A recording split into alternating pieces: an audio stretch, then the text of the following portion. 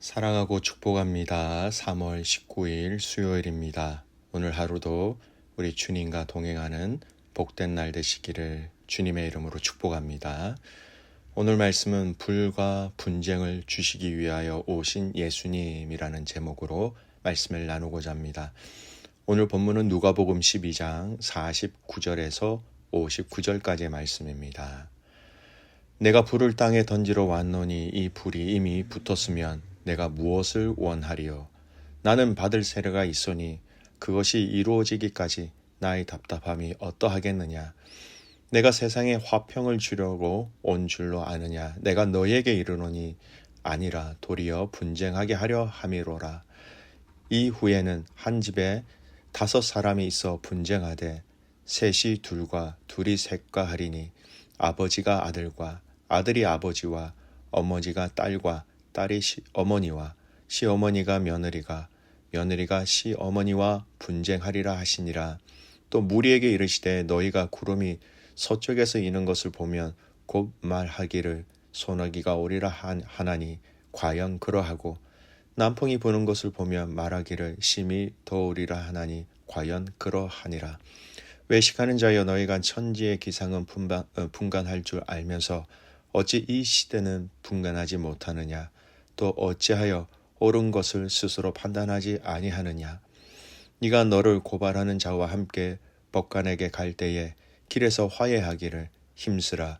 그가 너를 재판장에게 끌어가고 재판장이 너를 옥졸에게 넘겨주어 옥졸이 옥에 가둘까 염려하라. 내게 이르노니 한 푼이라도 남김이 없이 갚지 아니하고서는 결코 거기서 나오지 못하리라 하시니라. 아멘. 오늘 말씀 제목은 불과 분쟁을 주시기 위하여 오신 예수님이라는 제목으로 말씀을 나누고자 합니다. 오늘 본문을 읽으시면서 우리는 조금은 평소 때 성경을 읽을 때와는 좀 다른 생소한 감정을 느끼게 됩니다. 왜냐하면 예수님은 평화, 사랑 등 좋은 것을 주시기 위해서 오신 분이신데 예수님은 직접 오늘 불과 분쟁을 주시기 위하여 이 땅에 오셨다라고 말씀하시는 내용이니 조금은 좀 이해되지 않는 영역들이 있습니다.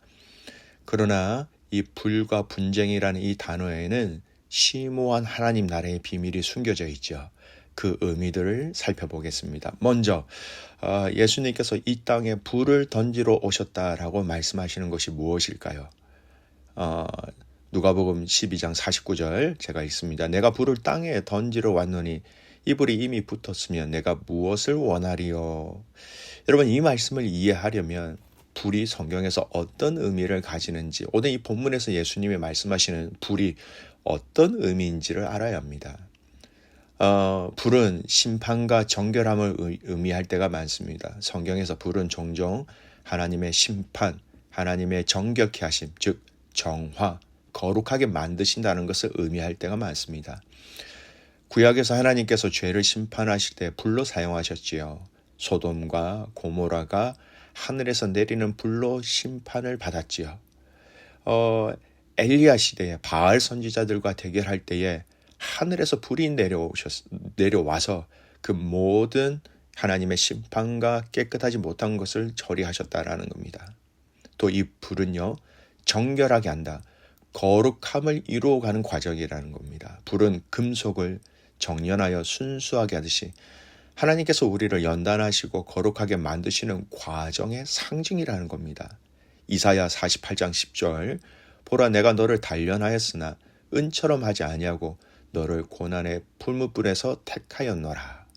말라기 3장 3절 그가 은을 연단하는 자와 같이 앉아서 은을 연단하여 깨끗하게 하되.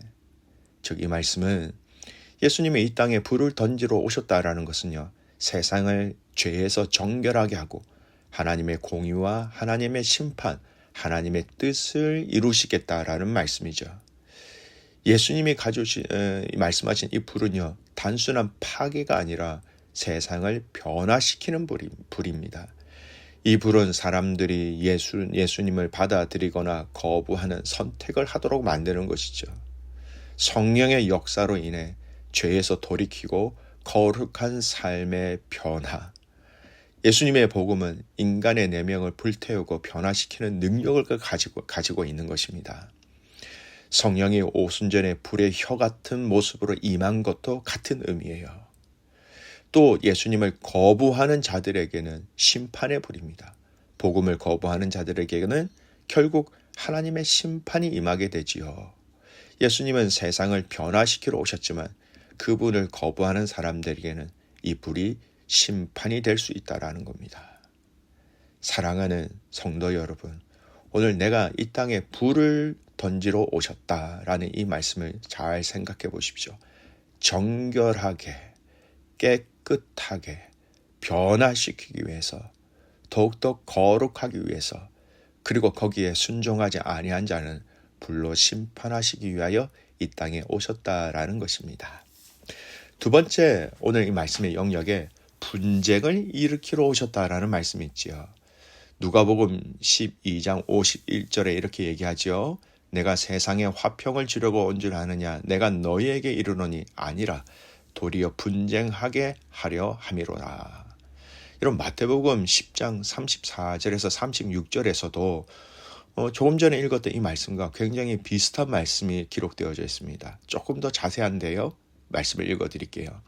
내가 세상에 화평을 주러 온 줄로 생각하지 말라. 화평이 아니라 검을 주러 왔노라. 내가 온 것은 사람이 그 아버지와 딸이, 어머니와 며느리가 시어머니와 불화하게 하려 함이니 사람의 원수가 자기 집안 식구리라. 마태복음 10장 34절에서 36절입니다. 이 말씀은 무슨 말씀인가? 예수님의 사역이요, 모든 사람을 기쁘게 하거나 갈등 없이 평온하게 만드는 것이 아니라 오히려 사람들 사이에 분쟁을 일으킬 것이다라는 의미입니다. 자세히 생각해 보시면 이 말씀이 맞지요. 왜냐하면 예수님을 믿고 따르는 것은 삶의 큰 변화를 요구합니다. 그래서 세상의 가치관과 충돌을 일으킬 수밖에 없다라는 겁니다. 진리로 인해 생기는 분쟁이라는 겁니다. 예수님이 허락하신 이 분쟁은요, 단순한 다툼이 아니라 진리를 따르는 것과 거부하는 것 사이의 필연적인 대립을 말하는 겁니다. 예수님을 믿는 사람은 세상의 방식, 죄, 불의, 거짓에 맞추고 살지 않습니다. 하나님 나라의 가치를 따릅니다. 그러나 세상은 이를 거부하고 오히려 예수님의 가르침을 적대시하지요. 그 결과 예수님을 믿는 것 자체가 가족, 친구, 사회 안에서 갈등을 일으킬 수 있다는 겁니다. 예를 들면 초대교회 성도들은 예수님을 믿는다는 이유로 가족과 단절되거나 박해를 받았습니다. 오늘날도 어떤 나라에서는 기독교 신앙을 갖는 것이 가족이나 사회에서 분열을 일으키는 원인이 될 수 있다는 것입니다. 여러분, 우리가 믿는다라는 것은요, 예수 그리스도의 그 가르침과 하나님 나라의 그 진리를 따른다라는 것은 이 세상을 거슬러 올라가기 때문에 분열, 다툼이 일어날 수밖에 없는 것입니다. 이것을 뒤집어 보면 이렇게 얘기할 수 있습니다. 예수님을 믿는 것에는요, 중립, 회색 지역, 그레이 존이 없다라는 겁니다. 예수님은 모든 사람이 예수님을 통해 하나님께로 돌아오기를 바라지만 결국 사람들은 이를 받아들이거나 거부해야 합니다. 즉, 예수님 앞에서는 중립이 없고 반드시 선택해야 하는 순간이 온다라는 겁니다.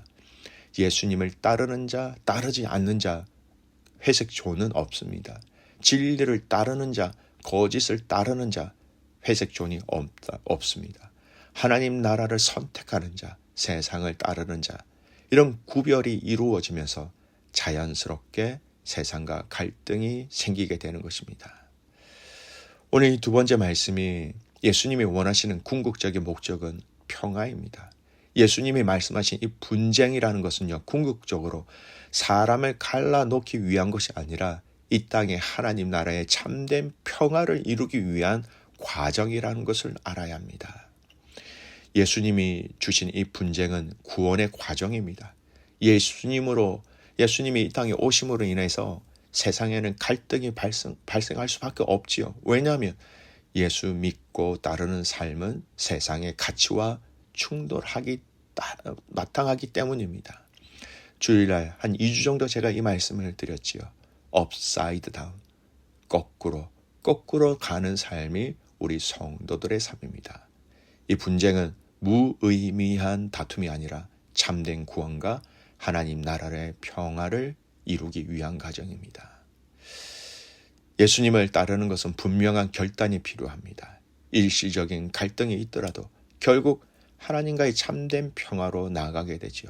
예수님이 주시는 분쟁은 혼란이 아니라 영적인 승리를 위한 선택의 기회라는 것입니다. 오늘 말씀의 결론을 맺습니다. 예수님은 이 땅의 죄악의 모든 것을 태우시고 사랑하시는 당신의 자녀들을 깨끗하고 정결하고 변화시키기 위한 그 과정 가운데 오신 분이다라는 겁니다. 그리고 우리가 그분을 믿음으로 말씀으로 따라 살아갈 때에 삶의 현장 속에서는 결국 마지막 때에 타협할 수 없는 영역이 생겨나게 되고 그 타협할 수 없는 그 영역에서는 우리가 끝까지 싸워 이겨야 한다는 것을 성경은 얘기하고 있는 것이지요. 사랑하는 믿음의 성도 여러분, 저와 여러분의 삶의 많은 영역들이 아름답게, 그에게 바르게, 그리고 거룩하고 성결하게 되어지기를 축복합니다.